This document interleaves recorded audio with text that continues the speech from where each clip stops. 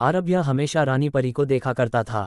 उसकी सुंदरता और उसकी दिव्यता उसे मंत्रमुग्ध कर देती थी, परंतु रानी परी उससे कुछ दूरी बनाकर रखती थी। दूसरी ओर प्रिय रागिनी नाम की एक अंधकार परी आरभ्य से एक तरफा प्रेम करती थी।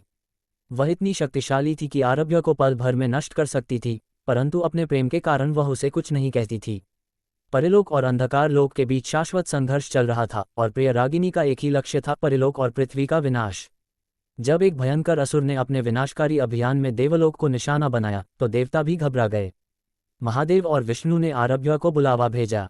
आरभ्य, जो कभी किसी युद्ध से पीछे नहीं हटता था, तुरंत तैयार हो गया। रानी परी ने उसे चेतावनी दी, तुम अकेले इस असुर का सामना नहीं कर सकते, कुछ सैनिक साथ ले जाओ। पर आरभ्य ने इनकार कर दिया। उसने कहा, मैं अपनी प्रजा की जान जोखिम में नहीं डाल सकता। ये लड़ाई मेरी है। युद्धभूमि में आरभ्य और असुर आमने सामने आए। युद्ध इतना भयंकर था कि धरती कांप रही थी, बिजली गरज रही थी। आरभ्य की हर चाल का जवाब असुर के पास था। उसकी शक्तियां जैसे खत्म होने लगीं। आरभ्य समझ गया कि यह लड़ाई साधारण नहीं है। अचानक कुछ ऐसा हुआ जिससे आरभ्य को अपने निर्णय पर पछतावा होने लगा। आरभ्य को एहसास हुआ कि असुर के पास एक ऐसी शक्ति है जो परलोक की रानी परी से जुड़ी है। असुर के शरीर से एक अंधकार में किरण निकली और उसने कहा, तुम्हें नहीं पता आरभ्य, तुम्हारा सबसे बड़ा शत्रु वही है जिसे तुम सबसे अधिक प्रेम करते हो।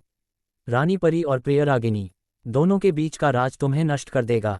आरभ्य ने छल का सहारा लिया और असुर का अंत कर दिया। देवताओं और परियों ने आरभ्य की विजय का जश्न मनाया, परंतु आरभ्य का मन असुर के अंतिम शब्दों से विचलित था। जब आरभ्य परलोक लौटा तो स्वागत के बीच उसने अपने दोस्तों के साथ पार्टी की। मदिरा के नशे में उसने रानी परी के प्रति अपनी भावनाएं प्रकट की।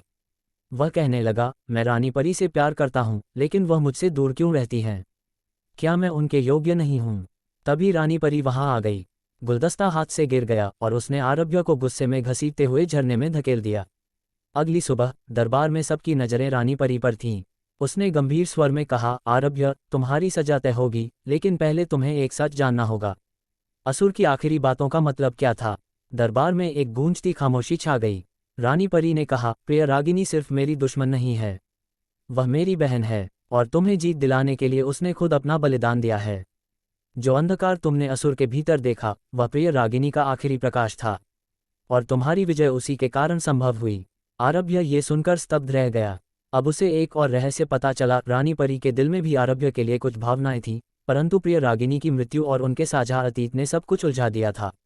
अब आरभ्य क्या करेगा? क्या वह रानी परी का दिल जीत पाएगा, या परलोक का ये रहस्य उसे और गहरे संकट में डाल देगा?